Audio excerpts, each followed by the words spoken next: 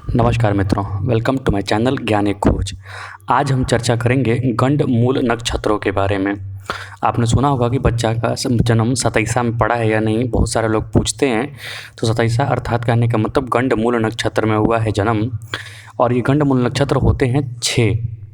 और ये जो आपको सामने दिख रहा है, ये झंडा ध्वजा थी विजयनगर साम्राज्य की। इसमें आपका वाराह दिख रहा है, अर्थात उसको हिंदी में जो सुअर बोलते हैं। तो भगवान विष्णु का एक अवतार है वाराह अवतार। और जहाँ भी नज़र गुजर या फिर ऊपरी शक्तियों का वास होता है, यहाँ पर लगाया जाता है। लेकिन आजकल ये थोड़ा फैशन में नहीं चल रहा है, लेकिन हकीकत में आप जहाँ भी नज़र गुजर या फिर जो तामसिक शक्तियाँ होती हैं, जैसे कि मुस्लिम इस्लामिक शक्तियाँ होती हैं, वहाँ पे ये झंडे का प्रयोग किया जाता था। आइए जानते हैं गंडमूल नक्षत्र कौन कौन होते हैं। देखिए 9 ग्रह माने गए हैं, 7 ग्रह और 2 छाया ग्रह, जिसमें कि 2 जो ग्रह होते हैं, एक बुध और एक केतु। इन दोनों का भी मतलब सभी ग्रहों का 3-3 नक्षत्र होता है और इन दोनों का भी 3-3 नक्षत्र है।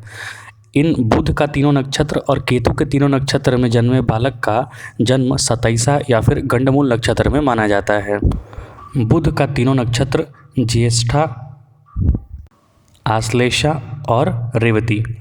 अश्विनी केतु का तीनों नक्षत्र मूल, अश्विनी और मघा नक्षत्र। इन 6 नक्षत्र में अगर बालक जन्म ले या फिर बालिका जो भी जन्म ले, तो उसे गंडमूल नक्षत्र में जन्म लिया हुआ कहते हैं। आइए जानते हैं इसका शांति का विधान क्या है और इसके जन्म लेने का क्या प्रभाव कुछ देखने को मिल सकता है व्यक्ति को। अगर मूल नक्षत्र में जन्म हुआ है तो आप जानते हैं कि एक नक्षत्र में 4 चरण होते हैं, मतलब 13 डिग्री 20 मिनट का होता है एक नक्षत्र। उसको 4 भाग में डिवाइड करते हैं तो 3 डिग्री 20 मिनट का एक नक्षत्र, एक चरण आता है। ये आप कोई भी कंप्यूटर या मोबाइल का एप्लीकेशन यूज़ करेंगे कुंडली का, तो आपको मिल जाएगा। मूल नक्षत्र के प्रथम चरण में अगर जन्म होता है बालक या बालिका का, तो पिता को कष्ट होता है। दूसरे चरण में जन्म होता है तो माता को कष्ट होता है। तीसरे चरण में जन्म होता है तो धन हक की हानि होती है। और चतुर्थ चरण में जन्म होता है मूल नक्षत्र में तो धन की लाभ होती है। उसी प्रकार आप देखेंगे कि श्लेषा नक्षत्र में आश्लेषा नक्षत्र में जैसे इसका उल्टा है। अगर चतुर्थ चरण में हुआ है तो पिता को कष्ट, तीसरे चरण में जन्म हुआ है तो माता को कष्ट, दूसरे चरण में जन्म हुआ है तो धन की हानि होने की संभावना रहती है, और चौथे मतलब पहले चरण में हुआ है तो धन लाभ की बात होती है। आइए और दूसरे नक्षत्रों के बारे में जानते हैं। रेवती नक्षत्र का प्रथम चरण में अगर जन्म हुआ है तो शासकीय सम्मान मिलता है। द्वितीय चरण में मंत्रित्व की प्राप्ति होती है। तृतीय चरण में धन सुख होता है और चतुर्थ चरण में अनेक कष्ट होता है। तो रेवती नक्षत्र नाम सुनते ही डरना नहीं चाहिए। अगर चतुर्थ चरण में है तो उसकी शांति कराइए, उस ठीक हो जाएगा। बाकी 3 चरण तो अच्छा फल दे रहे हैं यहाँ पर। उसी प्रकार अश्विनी नक्षत्र में प्रथम जो चरण होता है वो पिता के लिए कष्ट, दूसरा सुख ऐश्वर्य देता है, तीसरा चरण मंत्रित्व प्राप्ति और चौथा चरण राजकीय सम्मान को दिखाता है। उसी प्रकार और दूसरे ग्रंथों के अनुसार भी आश्लेषा नक्षत्र में प्रथम चरण में सुख शांति, दूसरे चरण में धन का नाश, तीसरे में माता को कष्ट और चौथे में पिता को कष्ट। मघा नक्षत्र में माता को हानि प्रथम चरण में, द्वितीय चरण में पिता को भय, तीसरे में सुख समृद्धि और चौथे में विद्या व धन की प्राप्ति होती है। ज्येष्ठा नक्षत्र में प्रथम चरण में आपका जन्म हुआ है और ये चरण देखते हैं कि चंद्रमा जिस नक्षत्र में बैठता है उसी नक्षत्र का हम ये चरण देखते हैं। तो ज्येष्ठा में अगर प्रथम चरण में हुआ है तो बड़े भाई को कष्ट, दूसरे में छोटे भाई को कष्ट, तीसरे चरण में माता को कष्ट और चतुर्थ में पिता को कष्ट।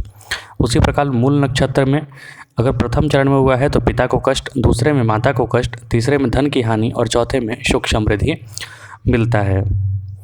उसी प्रकार और दूसरे ग्रंथों या किताबों से भी मैंने ये फ़ोटोज़ वगैरह लिए हैं, तो वो भी आप देख सकते हैं कि उसमें कैसे फल बताया गया है। अश्विनी नक्षत्र में प्रथम चरण में पितृभय, दूसरे में सुख, तीसरे में मंत्री पद प्राप्ति और चौथे में राज सम्मान।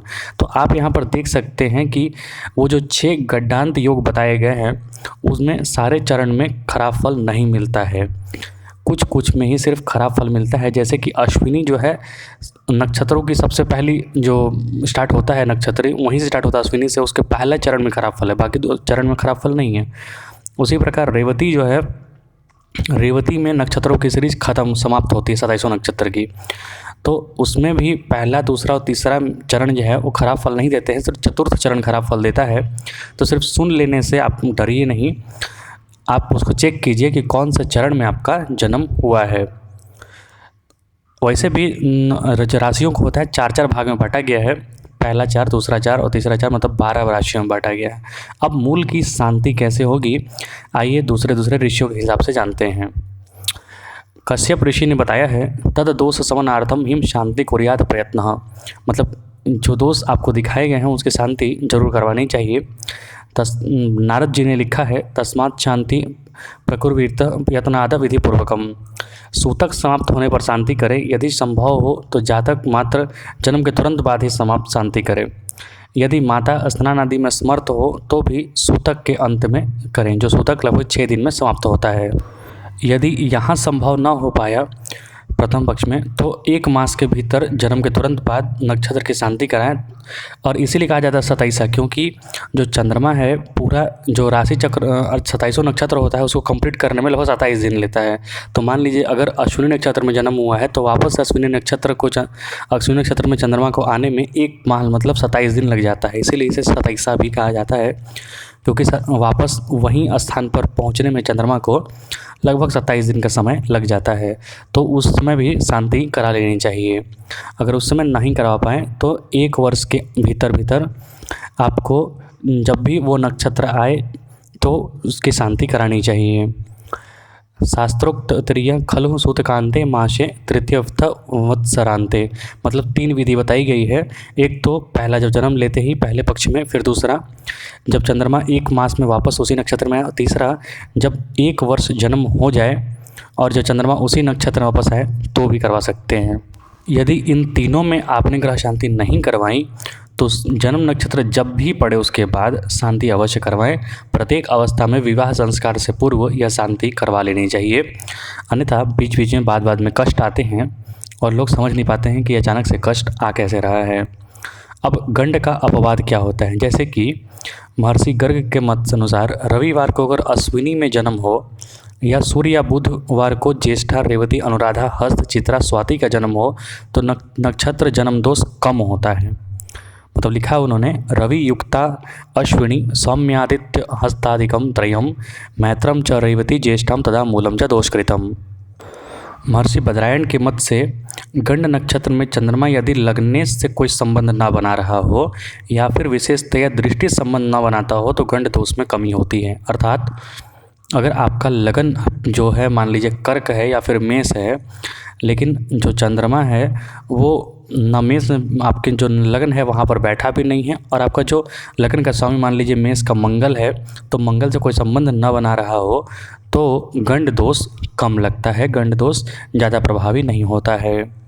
उसी प्रकार ब्रह्मा का वाक्य है, नक्षत्र तिथि गंडानाम नास्ति आनंदो बलशालिनी तथैव लग्न गंडांतम नास्ति जीवे बलान्विते। चंद्रमा यदि बलवान हो तो नक्षत्र गंडांत व गुरु बलवान हो तो लग्न गंडांत का दोष काफ़ी कम होता है, लेकिन लगता अवश्य है। उसी प्रकार वशिष्ठ जी ने कहा है कि अभिजीत मुहूर्त में जन्म होने पर सारे गंडांत योग बहुत कम प्रभावी होते हैं, लेकिन फिर भी अगर आपका जन्म गंडांत नक्षत्र ये 6 नक्षत्र में से किसी एक में हुआ है तो आप उसकी शांति जरूर करानी चाहिए। शांति कराने का मतलब क्या है, अपने हिसाब से दान पुण्य करना चाहिए।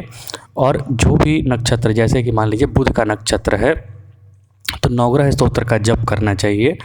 और ख़ासकर अगर केतु के नक्षत्र में जन्म हुआ है तो केतु ग्रह की शांति करानी चाहिए, केतु के मंत्रों का उच्चारण करना चाहिए यथासंभव। केतु का लगभग 7,000 से 10,000 बार मंत्रों का जप होता है, और जो बुध का होता है वो 18,000 बार मंत्रों का जप होता है, उसके बीज नक्षत्र मतलब बीज जो मंत्र होते हैं उसी का। तो ये सारी चीज़ आपको करनी चाहिए। तुला दान करना चाहिए या फिर छाया दान करनी चाहिए, इससे जो गंडांत का दोष है वो कम हो जाता है। यथा धेनु सहस्रेषु वत्सो विंदति मातरम तथा पूर्वकृतम कर्मम कर्तारमणवक्षतः।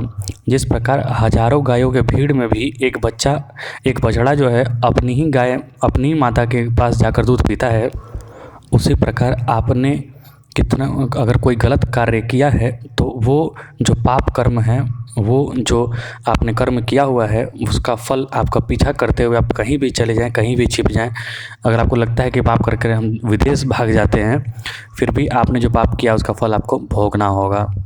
मिलेंगे नए वीडियो में। बहुत बहुत धन्यवाद।